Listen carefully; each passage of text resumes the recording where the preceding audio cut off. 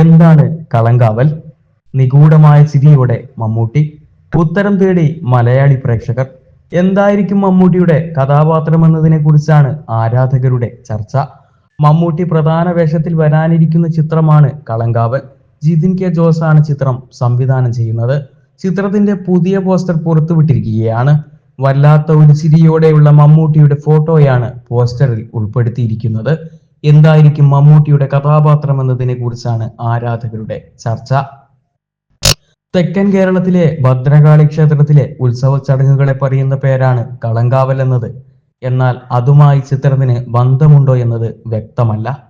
Jithin K ജോസും വിഷ്ണു ശ്രീകുമാറുമാണ് ചിത്രത്തിന്റെ രചന നിർവഹിച്ചിരിക്കുന്നത്.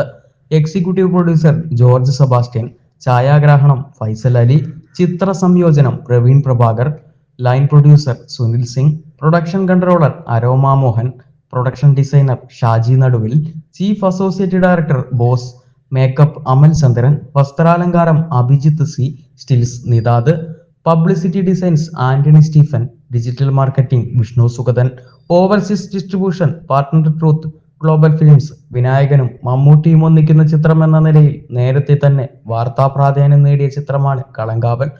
മമ്മൂട്ടി കമ്പനിയുടെ ബാനറിൽ മമ്മൂട്ടി തന്നെയാണ് ചിത്രം നിർമ്മിക്കുന്നത്. മമ്മൂട്ടി കമ്പനി നിർമ്മിക്കുന്ന 7ാമത്തെ ചിത്രം കൂടിയാണ് ഇത്. മമ്മൂട്ടിക്കൊപ്പം മറ്റൊരു പ്രധാന വേഷത്തിലെത്തുന്നത് വിനായകനാണ്.